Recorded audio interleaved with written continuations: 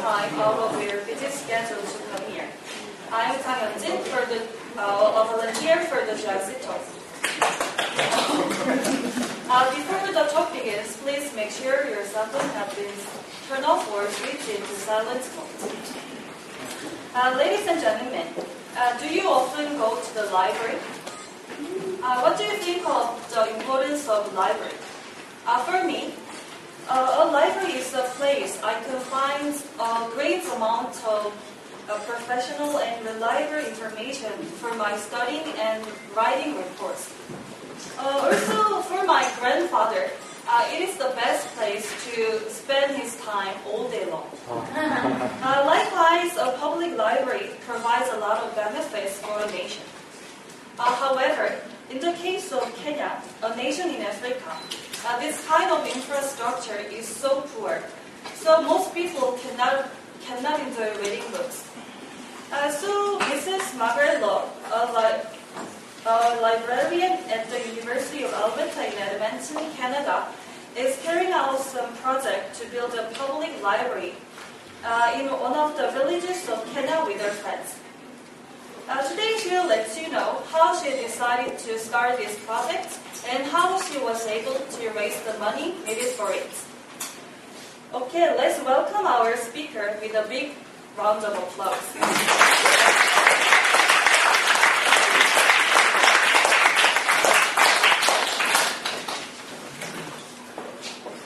Welcome, everybody. I didn't expect the room to be quite so full. I always want to start this story by saying once upon a time, because sometimes it feels to me like I'm living in a fairy tale. So this is the story of Ndwara Community Library. It's a library that we're building in rural Kenya to serve a very small village. So I didn't know how well people know Kenya, but here's a map of Kenya. And right over here, right along the equator, is the city of Kisumu. And if you keep going further west, about 50 kilometers, almost into Uganda, there's the small village of Ndwara. And for those of you who don't actually know where Kenya is, here's a map of Africa to show you that Kenya sits right on the equator. So this is a picture of one of the main roads in Ndwara. It's a village of about 1,500 people, no water, no electricity, and as you can see, this is one of the main roads, so not a lot of development. It has a primary school that has about 200 children, and out of those 200 children, about 80 or 90 of them are orphans. So it's a village that has a lot of difficulty. So how this story got started, about 2.5 years ago, a librarian from this village came to my university as a visiting professor. He actually doesn't work in Kenya, he works in Tanzania, but his family are from this village, and it was his dream to have a public library there. So where I come from, in Alberta, which is probably one of the richest parts of Canada, any village with 100 people can have a public library, and the government supports that.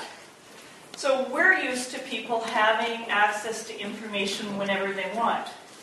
But in this village, with no electricity, so no internet, and very poor, no daily papers, people's lives were limited because they had no access to information.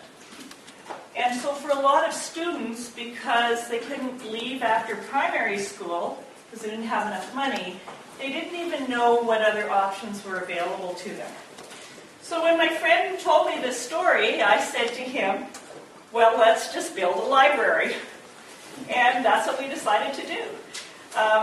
Neither of us had ever built a library from the ground up before, but we were both librarians, and we thought between us, we could figure out how this was going to work. So these are the people of Ndwara, And these are actually the widows. There are so many widows there and orphans that there's a special society formed to try and create opportunities for these women to make some money so that they can support themselves. And part of what's happened with the library project is we started off building a library and we're ending up building a community. So how it started. My partner in all of this, who's from this village, after we decided to build a library, went back home and he convinced these two gentlemen to give us some land. So they gave us approximately 1 acre of land that we could have to build the library, and by then it had already turned into a library and a community center that we could build the library on. So that seemed like the easy part. The next thing we did was we formed a library board. So there are 5 people from the village, my partner and I, formed the library board, and we registered it with the government. Because what we're hoping in the long run is once we get the library built and functional, that we can then apply to the Kenyan Library Board that supports public libraries, and that they'll also support this one. And that's part of our sustainability planning. So the man in the blue shirt is actually my partner, Apollo Mungu, and the other gentleman is actually the treasurer of our library board, and he's also the overseer for the construction. And you can see that the land was not cleared or anything. There it sat. So after this stage, the next step was that the women of the village went out and they cleared the land for us and started collecting rocks for the foundation. Because we didn't want this to be a project where we just came and solved the problem. We wanted it to be a project where the people from the community owned it, where they were part of it. So even people who have very little money can be part of the library by offering labor, by helping to build, helping to clear, and so on. So we got our first site, the site for the proposed Madwara Community Self-Help and Resource Center. And this photograph was taken the day that we had the dedication. And so 2 years ago in October of 2011, we had a big event to launch the project within the community. So here's how many people showed up. And when you think about it, the only advertising we had was word of mouth. So for this many people to show up, that was pretty exciting. What surprised me was how organized everything was. People had lawn chairs, they got them all out, we got them organized. You can see there's a little kind of tent there in the background, and somebody brought out some nice armchairs, and I got to sit in an armchair. And we were all ready for the ceremony, and we got started, and it started to rain. And within about 2 minutes, the entire party and about 100 people was all picked up and carried into someone's house. And we just continued as if nothing had happened. And that was the first time I saw this community in action. And it was just quite amazing to me to see this. The GIC, I think, is going to post the slides on their website, so if people want to look at them again later, you'll have a chance to see them more closely. Even the government showed up for our dedication. And I don't know what it's like in Korea, but in Canada or in Africa, if you can get the government to show up for something, that's a good thing to have happen. So this gentleman, you can see, is giving a speech. Unfortunately, he didn't bring too much money, but he did give a speech, and he did offer support for the regional government. So that's when I found out that not only this village with 1,500 people didn't have a public library, but the whole region, which is about 70,000 people, had no public library. So it turned out we weren't just changing a village, we were actually starting to change one little corner of the world. So this is after the party moved inside. So we're actually inside this person's house right now. So this is the school teacher just before it rained. Sorry, these are out of order. introducing a number of the orphans from the school, and they actually have a very good school choir. And so every time we have an event, the children come out and sing. And it really adds a nice flavor, but it also, the reason we're doing this is really for the children. It's really so that when they grow up, they have some options for the future. The old way of life is disappearing, but if they don't have money to go to secondary school, they don't really have a lot of choices. So we're hoping that by the time these children grow up, we'll actually be able to give them some choices for life. So here they are singing. Again, the rain stopped, we moved back outside, and the party continues. So this is the members of the library board back once the land was cleared, walking around trying to decide what was the best way to position the building on the land, because we want to do some other things with the land as well. So we've actually started a tree nursery on one corner of the land for some young people to start growing trees that they can sell to schools and community centers in the surrounding area.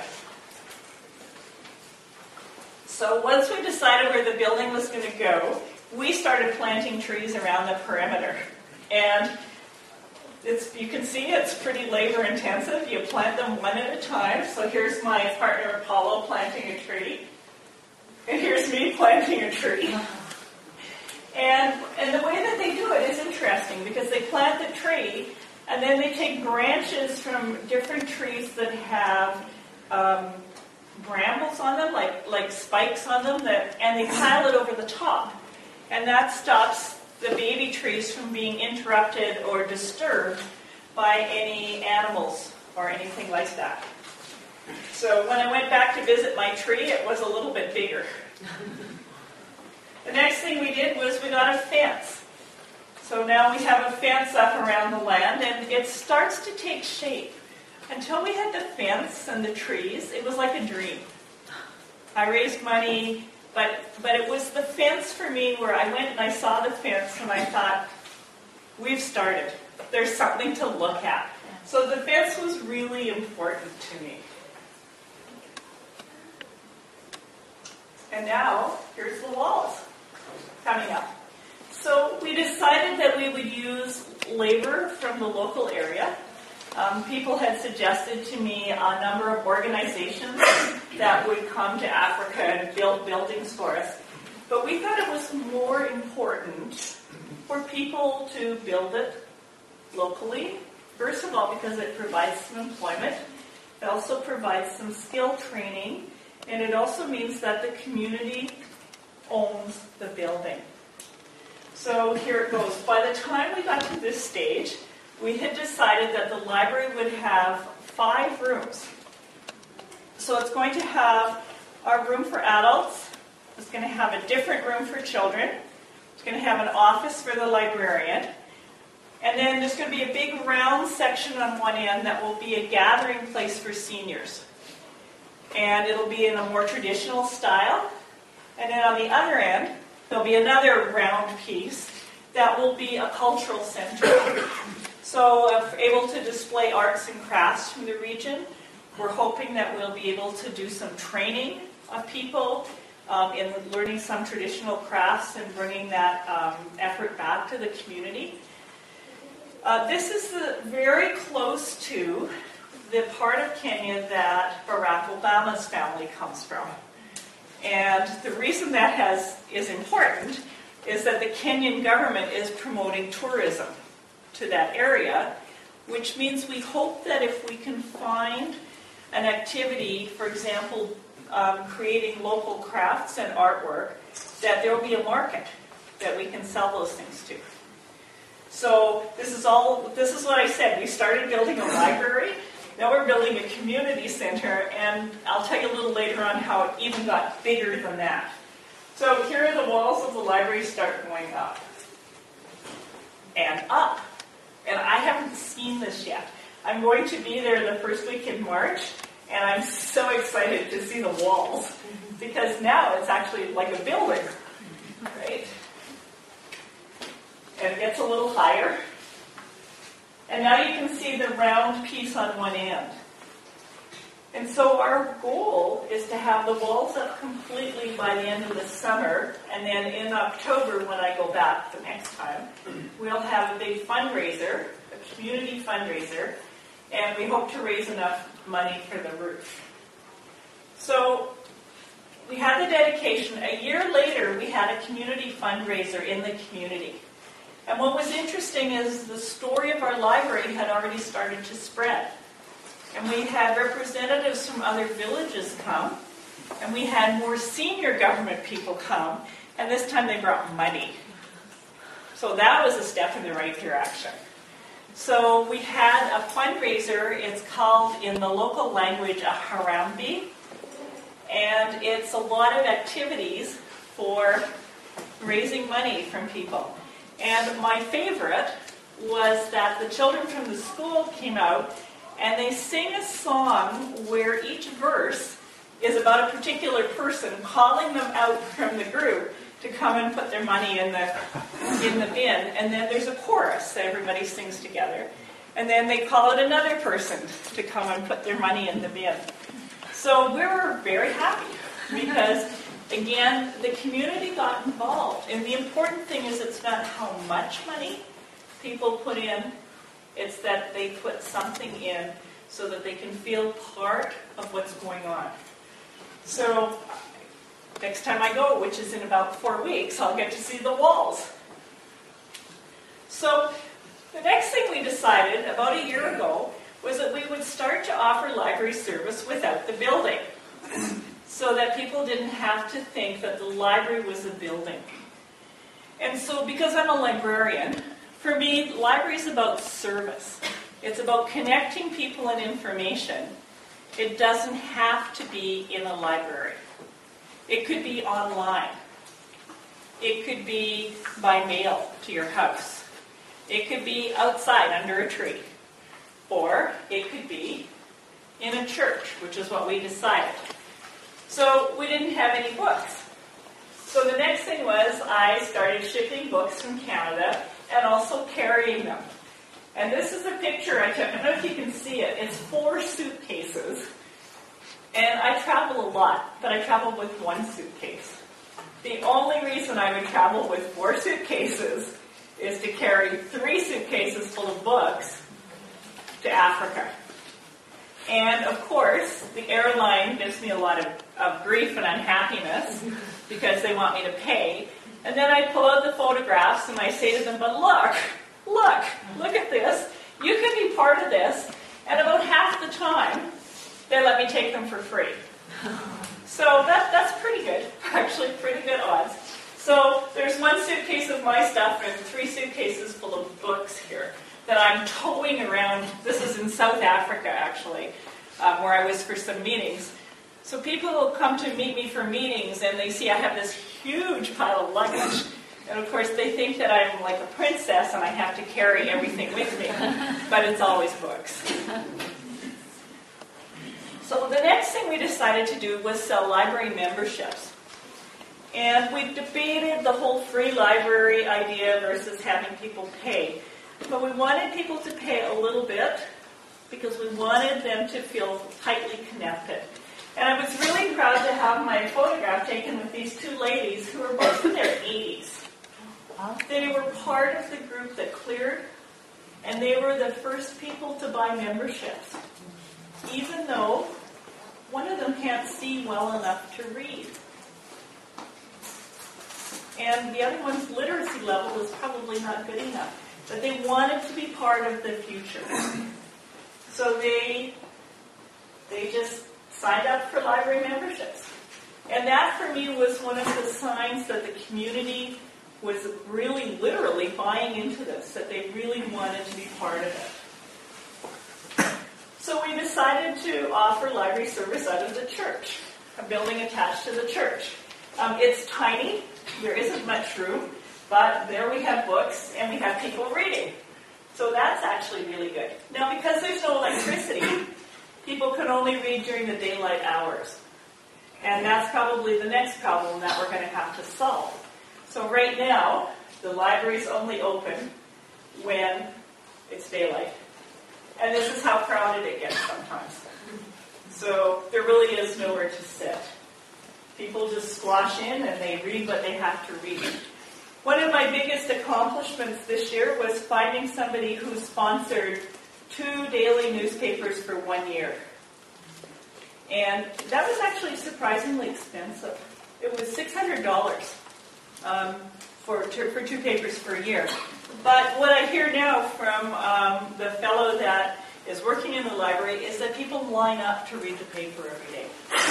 That is so important to them. So think about a life where you don't even have access to news. You don't know what's going on. And there's big elections coming in Kenya, actually, in March. And for the first time, all these people will be able to read about what's going on with the elections. They'll be able to have some first-hand information about what's going to happen. So raising money. It turned out this was my job. My friend there organizes things locally, and I raise money. So some of the people in the room already were involved in this particular fundraiser. I drink a lot of coffee. A lot. 2012, January 1st, I gave up drinking coffee for 1 year. And everybody pledged, which means they paid me by the day, or by the week, or by the month to not drink coffee. So when I was in Africa and I said, I'm going to give up drinking coffee and people will pay, they said to me, are you crazy? You know, why would Canadians pay to see you not drink coffee? And I said, trust me, this will work. And it did. I made just over $2,000, and only one person got hurt. And he deserved to. So this is me having my first cup of coffee, January 1st, 2013. And I was quite proud of myself. Another one of our fundraisers. We collect loose change. Right? We just collect loose change from everybody we meet. So this is probably $200 worth. We had a party at my house because in Canada you have to roll the money in paper to take it to the bank. So here's a whole bunch of people sorting coins and rolling them. This was this year's effort. The first week in January, somebody showed up at my house with a box, and it had 7 kilograms of coins in it. That's how much 7 kilograms turns into when you weigh it. It turns out to be about $225. So it was just, nobody missed it. So we continue to collect. Every time people come to my house, I ask them to empty their pockets. Take all their change. Everybody's used to it now. And I'm thinking of starting that here as well. This was one of our other fundraisers. We sold locally made sandals. And I think we may have another round of that again before Christmas next year. So we did them just before Christmas. So here's some of the sandals we were selling. And here's the smallest pair. And they belong to Insol, who's sitting in the front row. The smallest pair of sandals that we had. This was another fundraiser. One of my friends, who's the chief librarian at another college, bet me she could raise more money than I could. And what she did was she laid tape on the floor with the sticky side up. And she had 2 colors. She had green and white. And the students stuck coins on the white tape, and the faculty stuck coins on the green tape. And it was a competition to see who could get further. And in one day, they raised $2,000. It took me a year. It took her a day. But it took her a long time to roll it. So that's how one library supported another library. So how do you get involved? We just finished a project here. Actually, we just finished it yesterday, I think, of buying these kind of sandals. They probably look familiar to you, right? And sending them because there's so many orphans and they have to go in bare feet. And there's these horrible cactus in that area that I wouldn't want to step on. I don't want to touch them. Certainly wouldn't want to step on them. So if you still have more of these sandals, the First Alleyway will still accept them because they're still shipping more. So, but we're just wrapping up this project for this year, although it may come around again. So that's one of the ways people here have been involved. Another way you can be involved is you can buy a t-shirt from us. So this is one of my sons in his t-shirt. Although it looks like a picture of his refrigerator, it's actually a picture of him. I'm not a great photographer. You can follow us at our website. So our website is here, and on Facebook, we also have a Facebook site. So if you want to find out what's going on, you can log into either one of those. And GIC is going to post this information for people who want to follow it or get involved. You buy a t-shirt, here's the t-shirt address. That'll be posted as well. Or you can pledge to support me in this year's pledge. I can't believe I did this, actually. I went last year to Nudwara with my friend who'd raised the money with the pennies, and she said to me, "Come on, what are you going to do this year?" She said, "I bet you can't go 1 year without eating French fries." And I said to her, "I bet you can't either." So the race is on. So people can pledge for us not to eat French fries for a year, and you can pledge again by the day. So 10 cents a day is only $36.50 for a year. Right? You can pledge by the week, you can pledge by the month, or you can just give us money. We can just take money as well. What we don't realize is that any amount will help. The entire building to get the roof on and up is going to cost us only about $12,000. But it costs $100 a month to send books. So every little bit of money helps. I get the books for free from libraries in my city. So we don't have any problem getting books. It's the shipping. So people sometimes say to me, "Why don't you buy books in Kenya?" Strange as it seems, it's cheaper to ship them from Canada than to buy them in Kenya. The selection's better as well. This is me. So sending books. It costs about $100 to send books. We send books once a month. And each box has some picture books for young children. It has at least one reference book. It has fiction for adults and nonfiction. And so every time I go there, I meet with people and I say, "What do you want to read next?" And I was really surprised last time I was there because people said, "We want romances." So the last box I sent was a lot of romances. Okay, so a lot of reading. The fortunate thing is that the official language for education in Kenya is English. So it's really easy to provide good reading material for people. So each month we get a sponsor. So January this month was sponsored by my niece's ex-boyfriend.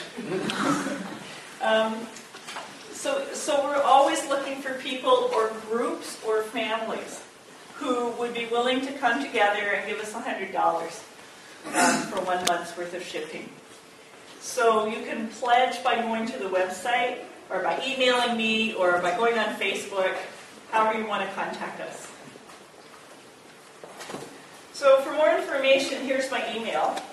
And I'm always glad to talk about it, and I'm always glad to have a chance to talk about what we're doing and why we're doing it. So what grew out of this was really interesting. The next thing that grew out of this was computer training classes. So starting in December last year, we offered our first computer training class. We went around and I got people who had old laptops to give me their laptops. And often, they're a technical services person, came out and gave the first computer class. Now, because there's no electricity, it takes about 2 days to charge all the computers ahead of time because we have one solar battery charger. But that was a step forward. The next step forward, and who knew I would be doing this? I thought I was building a library. We started a scholarship program. So for about $1,000 a year, you can send a child to boarding school. And so last year we sent our first girl, and starting next week, we're sending our first boy. And what's really exciting about the boy is that he is going to go to technical college and become a mason. So that in 2 years, when he graduates, he'll be able to have a job right away. And he'll be able to live in the village and return some of that to the village. So that was our second thing. The third thing that we're just venturing into is some HIV education. So all of these things that I didn't even know I was going to be doing, I now seem to find myself involved with. So if there's a piece of this that's interesting to you and you want to talk about it more, I'll be here for a little while, but you can always email me. So thank you, and thank you for listening and looking at the pictures. Now I understand there's a process for questions that we're just about to follow. Great.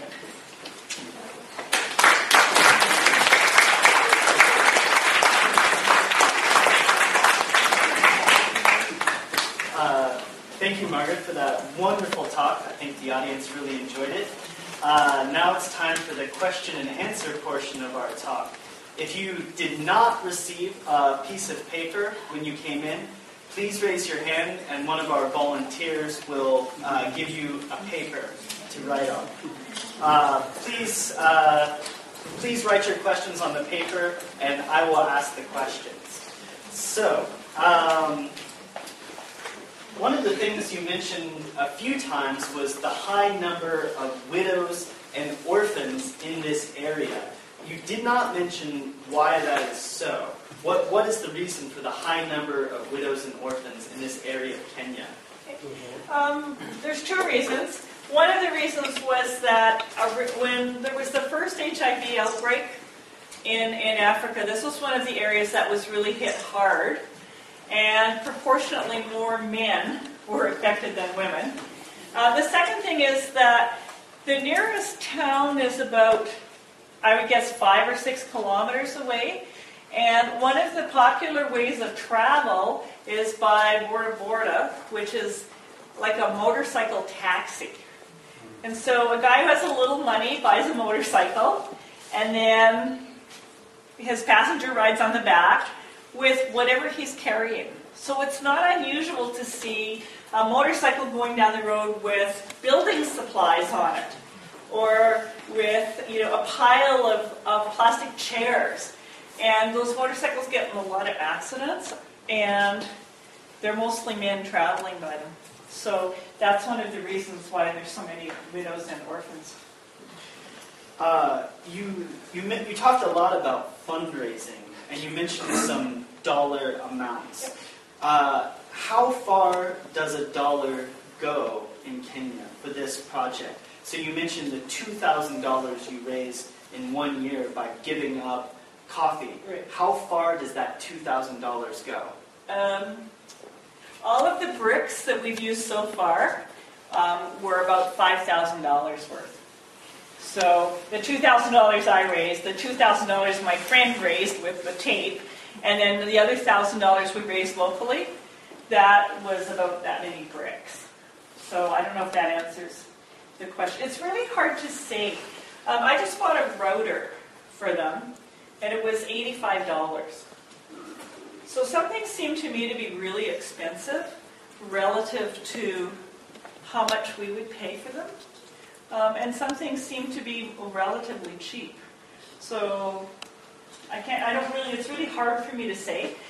This is a village where a lot of people have no cash income.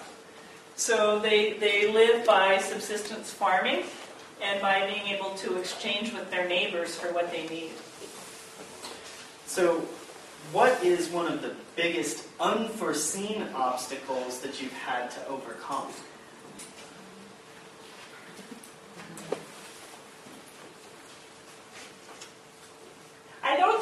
appreciated how much of my time this was going to be.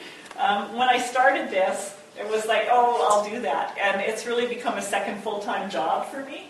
And that, in a way, I think has been an obstacle. On the other hand, all my family and all my friends are now involved in supporting it. One of the things you mentioned a couple times is the connection of Barack Obama to this particular area. Two related questions about that. One, what is the local opinion of native son, Barack Obama? And two, is Barack Obama at all aware of your project? Unfortunately not. The local people in this area of Kenya are from the Luo tribe. And Barack Obama is also from the Luo tribe. And so I've been to his grandmother's house, actually. It's relatively close. We drove there. For people there, he's like a local hero, a local boy made good. And he's often shown to school children as an example of what you can do if you study hard and work hard. So, and no, I'm sorry to say, I doubt if he's aware of what we're doing, but that may change. So you mentioned the two elderly women who, despite not being able to take advantage of the services, still wanted to join the library. Is the literacy rate in general in this region high enough for the locals to really benefit from the library? Yeah, the literacy rate is actually quite high because there's free primary school, which goes till, it's not like the Canadian school system, so children go there till they're about 13, and it's quite competitive because anybody who wants to go on has to do well. So the literacy rate for people who are sort of my age or younger is actually very high. So you mentioned that about half the time you're showing the pictures to the airline and saying, would you like to help? It works about half the time.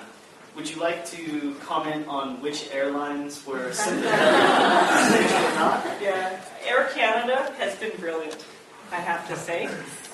Just incredible.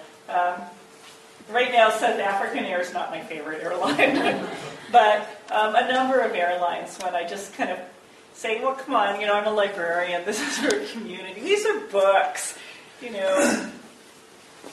me a break, please. They're actually been fairly sympathetic. So you mentioned that you try to get the locals to contribute as well, so they have a sense of ownership with the library. What portion of library funds come from the local community in Kenya or the Kenya government versus outside of Kenya? What's the proportion?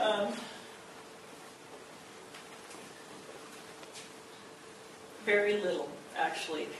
And we try not to think of it in dollar value. For people who have no money, giving the equivalent of a few cents or $1 is the same as me giving $10. So I'm not sure the amount really matters. The Kenyan government did come up with a fairly nice donation at our last fundraiser, and once we get the library built, we're going to be looking to them for sustainable funding for like a regular budget. So at this point, if I looked at it as a percentage of people's income, the Kenyans are doing just this, the people in the village are doing as well as anybody else in terms of contributing. Okay. Another question about sort of general state of things in the area. Is it relatively safe for you in this area? Is there any sort of danger when you go to this area in Kenya? Not particularly. I feel fairly safe. People take good care of me, and it's an area of Kenya that's relatively peaceful and relatively far away from the real troubles. Okay. And have you done, it sounds like you said this is a second job for you at this point. Is there other volunteer work that you're currently involved in, or is there something other volunteer work you've done before, or any future plans? Ooh, that's kind of all-encompassing. I think I've always done volunteer work. of one kind or another. This is all I'm doing now. It seems to be all-encompassing. And I don't really know about the future. I've been asked already by people in other countries if I'd like to go and start libraries there.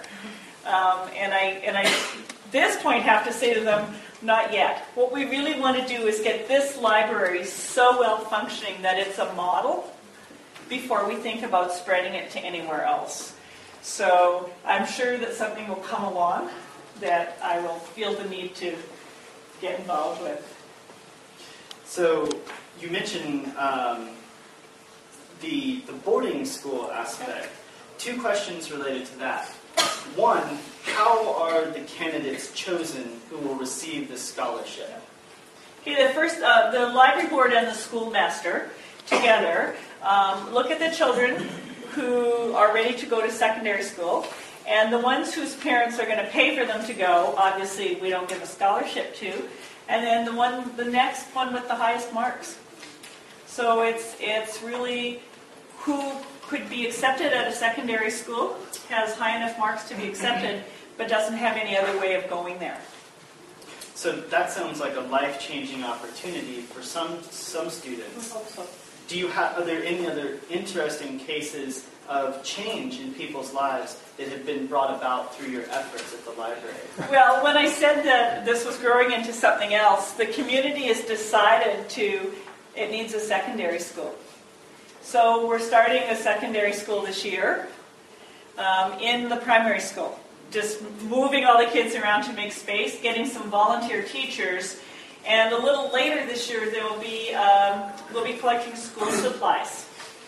And young me in the front row and Nancy in the back row have offered to collect school supplies here to support the children there so that they can get a secondary education.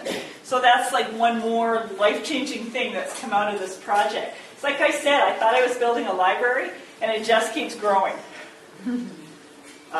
Two quick questions about book selection. So can you say a little bit about what kinds of books have made it so far? And you said a little bit about how the books are chosen, but can you elaborate on that? Librarians love to talk about how books are chosen. It's really important to think about the community when you're sending books. And one of the things that really depresses me is when I see projects where people are sending old books to developing countries. Because really, those countries have no use for them either. So the books that we send, first of all, have to look brand new. Right? They have to look nice and shiny and appealing. So a lot of the books I get have been read once or twice, and I send them. Originally, I chose picture books for children that were things like stories from other countries, fables. I try to avoid too many books where the princess is blonde, because that's kind of hard for children who are very dark to appeal to, so that's one of the things we look at. Lots of animal stories, lots of picture books. So pictures of animals from different countries, pictures of different places, those kinds of things. So that's what we started off with. Useful books like dictionaries, an atlas, those kinds of things. So then what I started doing is, every time I'm there, I sit down and talk to people and say, what do you feel like reading? And, they'll give me some specific things. Obama's biography was huge. Hugely popular, of course. Some books of African fairy tales or African folk tales. I try to find art books. Just sort of building a general collection where people can browse. I was surprised by the number of people who were interested in classics, particularly British classics, but a lot of them are familiar with them from school because they had a very British style of schooling. So it kind of goes along, and we learn as we go along. And then when I go there, I look and see which books are getting used up by being read so much. And it just is kind of an evolving process. So. Okay, I think we have time for about 2 more questions. So one question about the challenge. Yes. So maybe it's difficult to say because you haven't completed the year without French fries yet. But which do you anticipate will be more difficult? The year without French fries or the year without coffee?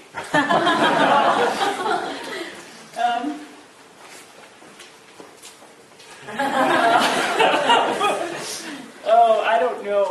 Right now the thought of a year. This is my husband. It's going to be tougher. In Canada you get French fries with just about everything when you go out to eat. Especially if you order them. Especially if you order them. Michael's restaurant has French fries. Everywhere I go, it seems to be right now there's French fries. But I have coffee to drink, so I think I'll be better. What's interesting is I've had several helpful suggestions about what I might give up next year. Okay, this last question, it's a bit of a tough question. It's a hard-hitting question. So someone comments that your son, Michael Simning, is, and I quote, really great, and thank you for sending him to Korea. So what someone wants to know is, how did you raise him so well?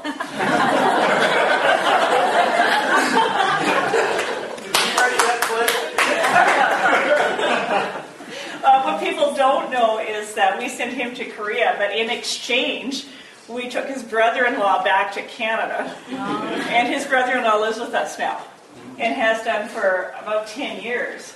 So we don't think of it as losing his son, we think of it as trading one for something else. So, I don't know, we just raised him.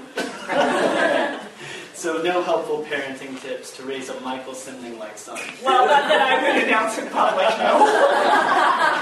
Okay. I have to say that what he told us is the reason for his well-being, I guess, is that his parents always treated him with respect. Now, that was a few years back, but he was still, that was long after he was a teenager. Okay. Maybe it's true. Maybe it's true. So treat your children with respect. Sounds great. Well, that concludes our portion of the Q&A portion of the talk today. We had a lot of questions. There's a lot of interest in this topic. And I'm sorry if we didn't have time to answer your question, but there will be a discussion group following this. And please feel free to stay for that or ask the speaker directly. So let's give a